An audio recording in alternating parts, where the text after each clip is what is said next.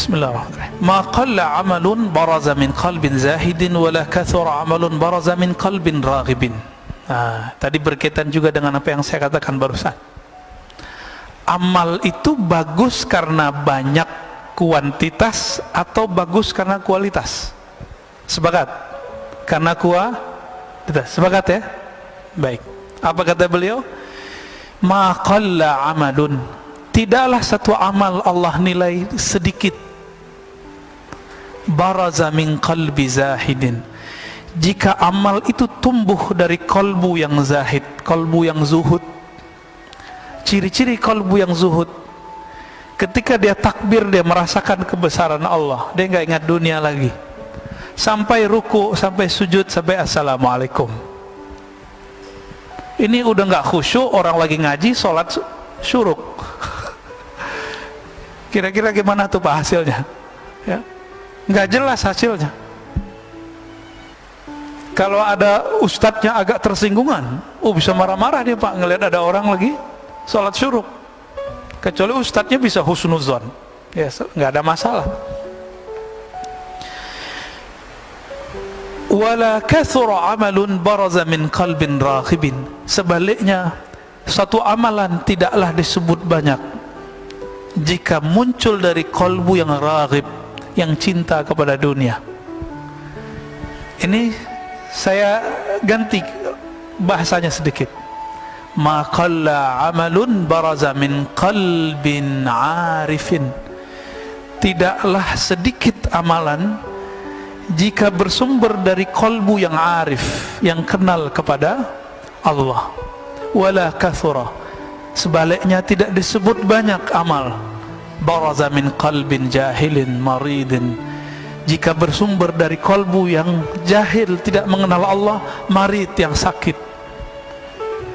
Ciri-ciri kalbu yang sakit apa? Salat itu adalah alazzu ghazair ruh. Salat itu adalah amalan paling lezat bagi ruh. Kalau salat Bapak sudah nggak nikmat, berarti kalbunya berpenyakit. Gimana? Punya penyakit nggak kalbu kita? Ada? Pasti banyak Pak. Saya juga punya penyakit kalbu saya. Karena kalbu kita berpenyakit, nggak bisa menikmati. Seperti orang lagi sakit demam, nggak bisa menikmati makanan. Ada orang demam Pak bisa menikmati makanan? Nggak ada, nggak bisa kok menikmati makanan. Apalagi kalau sariawannya di mulut, waduh sakitnya bukan main. Suka pedes, tapi bibirnya, lidahnya lagi sariawan. Dikasih menjerit nggak Pak? Nah inilah yang terjadi pada orang-orang. Kenapa ada orang-orang yang tertentu dikasih zikrullah malah dia menjerit, malah dia lari, malah dia muntahkan ya. Bahkan beberapa ngejek, makanan apa nih? Nah itu kalau makanan. Kalau zikir gimana? Zikir apaan nih beginian? Gitu. Itu kalbunya berpenyakit itu. Penyakit ini ada yang disebabkan karena ilmu yang salah ditelan. Dia dapat ilmu, ilmunya itu bukan ilmu, ilmunya itu meracuni otaknya. Maksudnya pemahamannya salah. Dikira orang zikir begitu, itu dianggap sesat. Rusaknya di dalam ya.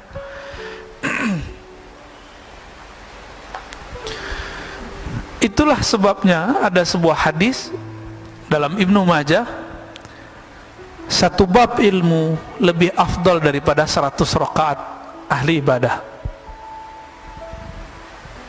Satu bab ilmu. Ini kita udah 3 bab nih Pak dari tadi. Ya, udah 3 bab dari tadi. Udah 300 rakaat tuh. Gampang kan? Kalau masuk ke hati insya Allah. Tapi yang penting berkahnya sudah dapat semua. Ya, alhamdulillah. Bahkan Imam Syafi'i meriwayatkan lain lagi. 1000 rakaat. Satu bab ilmu lebih utama daripada 1000 rakaat. Itu levelnya Imam Syafi'i ya.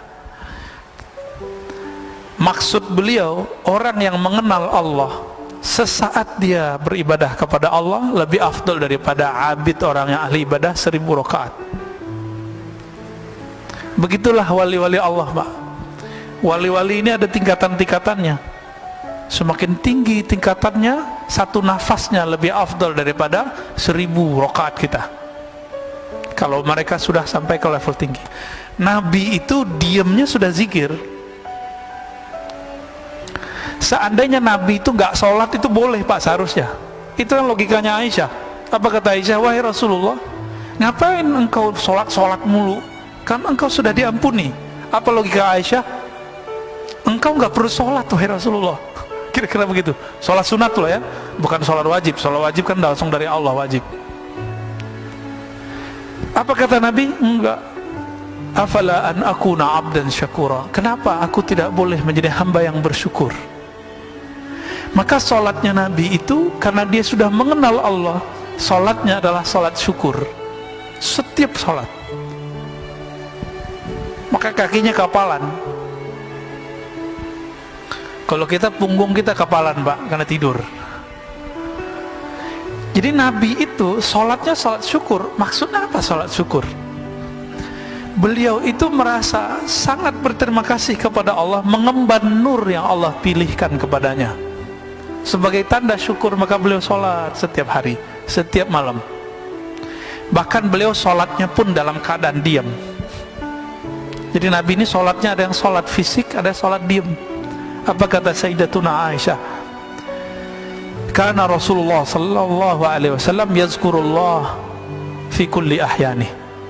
Rasulullah atau ala kulli ahyani selalu mengingat Allah setiap nafas, setiap detik, setiap saat. Jadi setiap nafasnya itu zikrullah.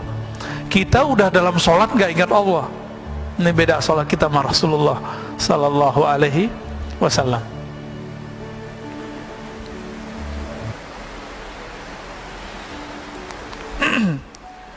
Dikatakan di sini Ibnu Mas'ud berkata, raq'atan min zahidin alimin khairun min ibadatil muta'abbidin al-mujtahidin ila akhir ad-dahr abadan sarmada. Ini lebih parah lagi, Pak. 2 rakaat orang yang zahid, yang tidak cinta dunia, yang bahkan akhirat pun dia nggak minat, dia minatnya yang punya dunia dan akhirat. Alimin yang alim, mengenal Allah, lebih utama daripada sholatnya ahli ibadah sepanjang umurnya, sepanjang hidupnya, ila akhir dahar, sampai kiamat nanti.